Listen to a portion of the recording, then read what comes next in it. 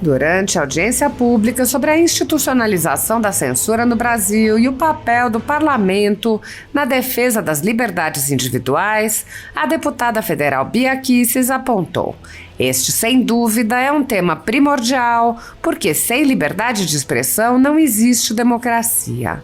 A deputada afirmou: estamos lutando com todas as forças que nós temos, porque nós não queremos entregar esse país nas mãos de tiranos. Não queremos entregar este país a pessoas que não respeitam a liberdade. Dizem respeitar as minorias, mas não respeitam os indivíduos. Sem liberdade, estaremos irremediavelmente condenados a viver em uma ditadura. A deputada apontou que os movimentos para cercear a liberdade de expressão não se limitam ao Brasil e disse: não é só o Brasil, o mundo está retrocedendo, essa é que é a verdade. A deputada acrescentou: é muito difícil, é muito sombrio o que nós estamos vivendo, mas graças a Deus temos homens e mulheres de muita coragem. E lembrar que a coragem não é ausência de medo. Coragem é você continuar lutando apesar do medo. Bia Kicis relatou que foi incluída em um dos inquéritos políticos conduzidos pelo ministro Alexandre de Moraes no Supremo Tribunal Federal sob a alegação de fake news. Ela disse: a atividade parlamentar sendo perseguida, sendo controlada. Então, gente, a liberdade de expressão já foi há muito tempo. A deputada mencionou o PL 2630, o PL da censura, e apontou que ele não combate fake news. Ela disse: mentira se combate com informação.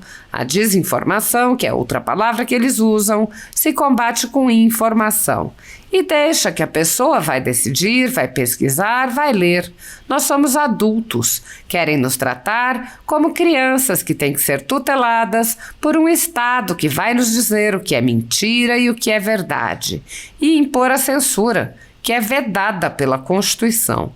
A deputada lembrou que quando simplesmente explicou que mentir não é um crime, foi perseguida e taxada como deputada que defende a mentira. Ela explicou: eu afirmo que mentira não é crime porque não foi tipificada. O Congresso não fez uma lei dizendo que mentira é crime. Mas aí, a desinformação, a ignorância ou a vontade simplesmente de atacar um adversário político faz com que as pessoas saiam repetindo isso.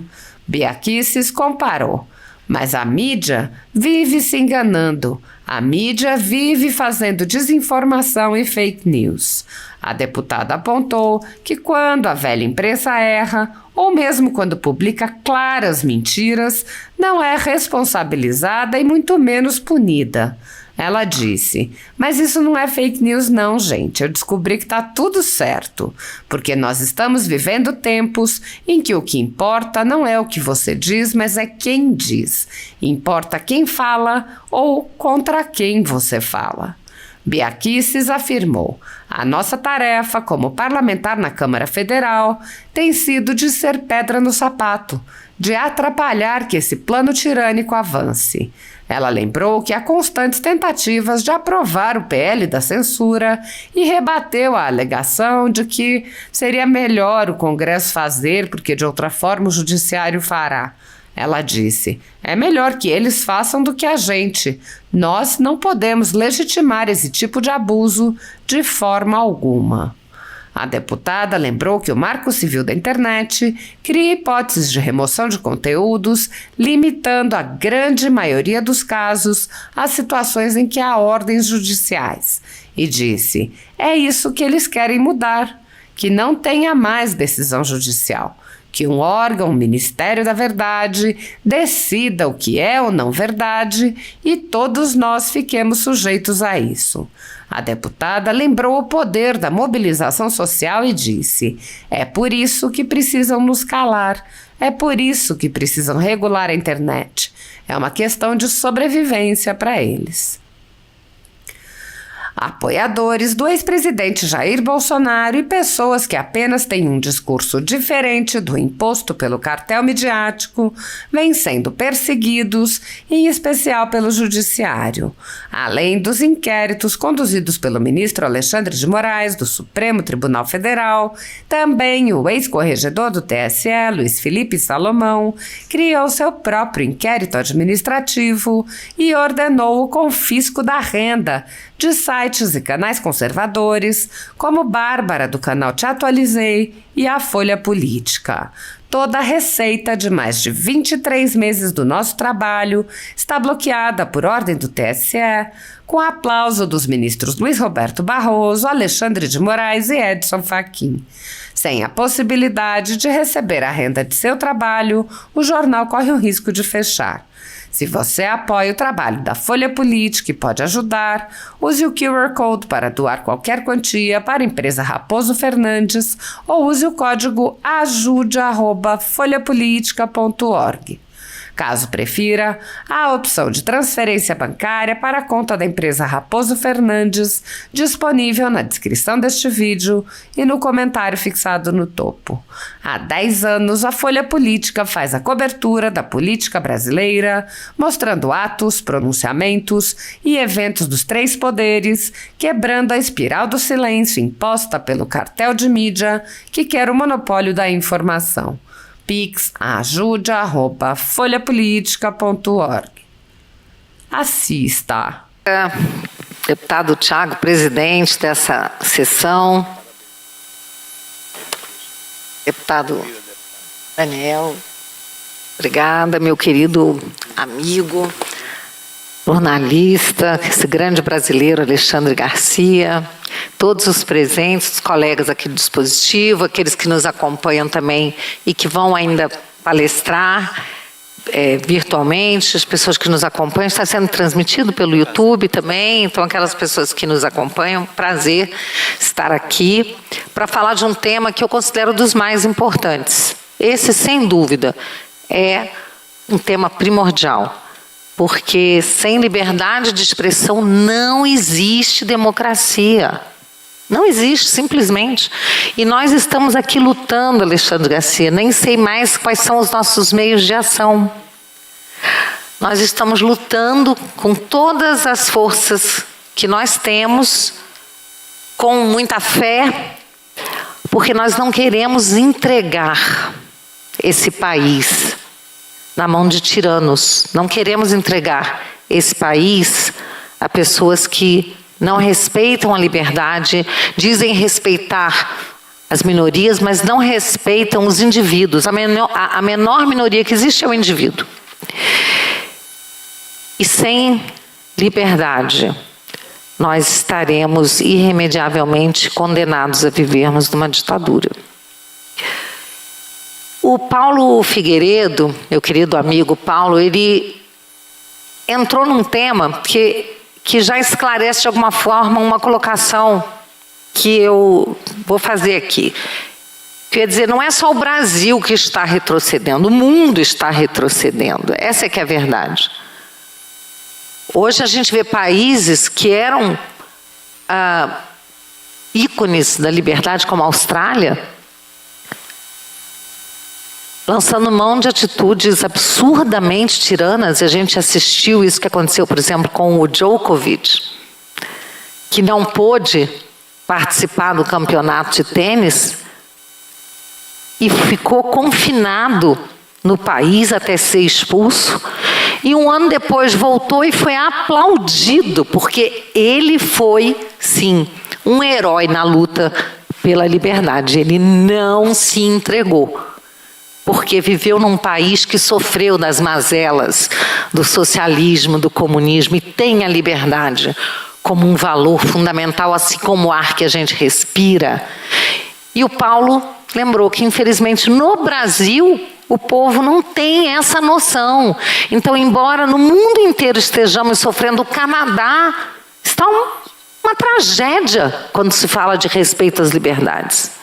A tirania que está ocorrendo no Canadá contra pessoas que insistem em não se curvar à vontade de um governo opressor que se diz democrata, né? Hoje é de assustar. E aí? Se isso acontece na Austrália, isso acontece no Canadá, nos Estados Unidos também, o que tem acontecido, como é que fica o Brasil? Então, é muito difícil, né? É muito sombrio o que nós estamos vivendo. Mas, graças a Deus, também, nós temos homens e mulheres de muita coragem. E aí você diz que quem é livre não precisa de coragem. A gente está precisando de muita coragem no Brasil.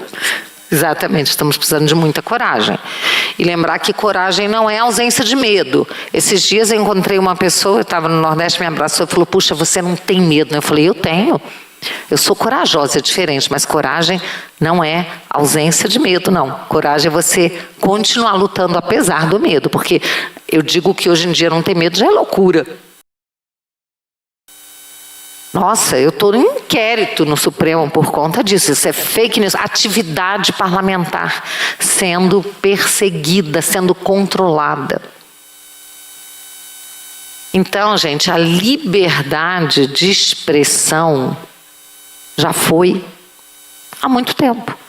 E aí eles dizem o seguinte, nós fazemos um projeto aqui, o PL 2630, para combater as fake news.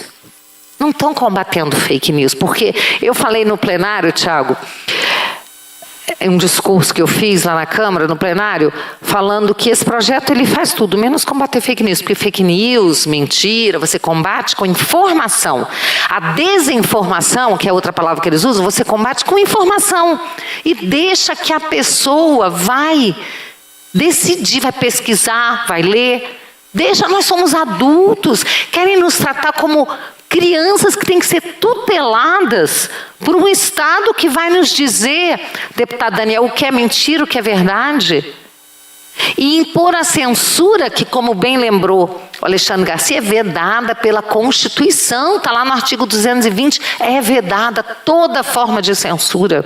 E a liberdade de expressão, ao contrário do que disse o ministro da Justiça, ela é absoluta, mas isso não significa que ela não gere responsabilidade. E há muito tempo que o ordenamento jurídico já resolveu esse assunto, já pacificou. Se você difama, calunia, injuria alguém, você vai responder tanto civilmente como criminalmente. É crime. Agora, desinformação, ela ocorre por muitos motivos. Por engano, a pessoa se equivoca, recebe uma informação de uma fonte que ela achava confiável, ela passa adiante, mas isso não é crime. Mentir pode ser imoral, pode ser pecado, mas não é crime, porque não está tipificado. E eu falei essa frase no plenário, aí Deus nos acuda, porque aí as redes disseram o quê? Olha, a deputada que defende a mentira e acha que mentira não é crime. Não, eu não acho que mentira não é crime, eu afirmo que mentira não é crime, porque não foi tipificada, não existe, o Congresso não fez uma lei dizendo que mentira é crime. Mas aí a desinformação, a ignorância ou a vontade simplesmente de atacar um adversário político faz com que as pessoas saiam repetindo isso. Então, a gente procura sempre falar informações que são confirmadas, conferidas, mas a mídia vive se enganando. A mídia vive fazendo desinformação e fake news, vive. Um caso agora do deputado Delanhol, que hoje pode ter a sua cassação confirmada pela mesa. Quando ele foi cassado pelo TSE, saiu no jornal uma foto de um pessoal de manutenção na porta do gabinete dele, porque havia sido chamados para consertar o ar-condicionado. O que o jornal publicou? Que ele estava sendo despejado imediatamente do gabinete. Aí eu ainda liguei para a jornalista e falei, olha, vocês se enganaram, não é isso. Quem está lá é o pessoal do ar-condicionado. Ele está aqui me falando, ele não está sendo despejado, tem todo um trâmite, a mesa tem que confirmar. Mas isso não é fake news, não, gente. Isso aí, eles publicam e está tudo certo. Por quê? Porque nós estamos vivendo tempos em que o que importa não é o que você diz, mas é quem diz, é quem fala, ou contra quem você fala. Então, assim, a nossa tarefa, e aí eu falando como parlamentar na Câmara Federal, tem sido assim de ser pedra no sapato, de atrapalhar que esses planos tirânicos avancem. Nós conseguimos uma vitória muito grande. Na legislatura passada, esse mesmo projeto quase foi aprovado. Só que, por uma atuação muito forte, né? E assim, quando eu descobri que o líder do governo, na reunião de liderança, concordou em aprovar a urgência, eu consegui, junto com o Eduardo Bolsonaro, a gente conseguiu chamar uma reunião, ligar no Palácio.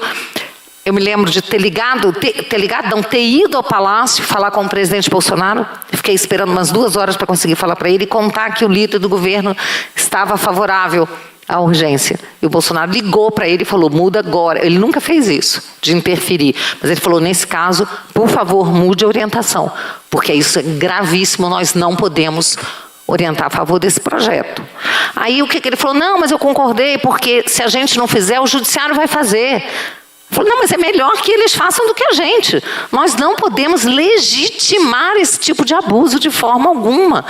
E o Marco Civil da Internet, ele já fala que em questões, por exemplo, se você coloca um vídeo nas redes que expõe a vida de alguém, ou um caso, você não precisa de autorização judicial, as plataformas podem tirar imediatamente, porque aí você tem um outro direito fundamental, uma garantia que tem que ser protegida, mas nos demais casos só com decisão judicial, e é isso que eles querem mudar, que não tenha mais decisão judicial, que um órgão, um Ministério da Verdade decida o que é ou não verdade. E que todos nós fiquemos sujeitos a isso. E esse ano também foi uma outra luta muito grande. E nós conseguimos, e graças ao povo brasileiro que foi para as redes, que lutou, que se manifestou, que foi esperar político no aeroporto com cartaz, eles mudaram o voto.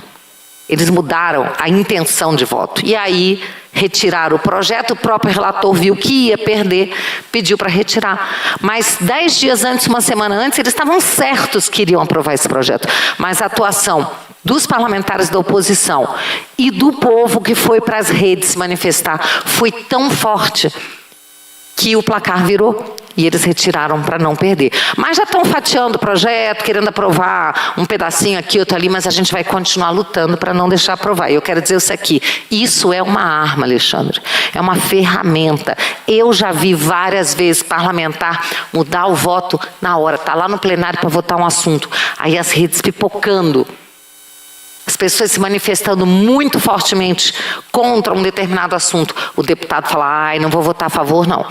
O meu partido está até orientando a favor, mas eu vou mudar, vou votar contra, porque senão eu não, como é que eu vou fazer? Meus eleitores vão me massacrar. Então, é por isso que precisam nos calar. É por isso que precisam regular a internet. É uma questão de sobrevivência para eles, porque enquanto a gente tiver acesso à internet, mesmo com as plataformas fazendo o que elas fazem, de mandar tirar vídeo, mas por enquanto não tem lei. Por enquanto você ainda pode ir ao judiciário, você ainda pode lutar contra isso, e tem chance de ganhar. Conheço várias pessoas que conseguem ganhar ações. Infelizmente, nem todos os juízes aplicam a lei. E às vezes, mesmo você tendo razão, você perde. Mas muitos têm ainda conseguido vitória. Mas na hora que passar uma lei dessa, acabou. Porque aí o juiz, que não for ativista, que não for militante, mesmo que ele seja favorável à liberdade de expressão, ele vai falar, eu tenho essa lei aqui me obrigando a ceifar, né, uma expressão que antes era livre, porque a nossa Constituição garante. Então, o que eu quero pedir é que a gente continue se mobilizando, a gente precisa retomar as ruas, a gente não pode deixar que o medo nos paralise. Infelizmente, não vai ser fácil, mas nenhuma luta é fácil. Mas eu acredito que se a gente persistir, Se a gente conseguir se unir e se organizar, eu tenho falado que a coisa mais importante é se organizar. Não adianta também cada um sair correndo para um lado, feito louco, cada um fazendo o que acha que tem que ser feito. A gente tem que se organizar. E iniciativas como essa, vários encontros que a gente tem tido com pessoas da direita, oposição, parlamentares, jornalistas, intelectuais, estudiosos, professores, a gente precisa se organizar para que a gente possa ser realmente pedra no sapato desse governo tirânico, totalitário, que está aí querendo nos calar. Mas nós vamos continuar lutando pela liberdade de expressão, porque sem ela não existe democracia. Obrigada.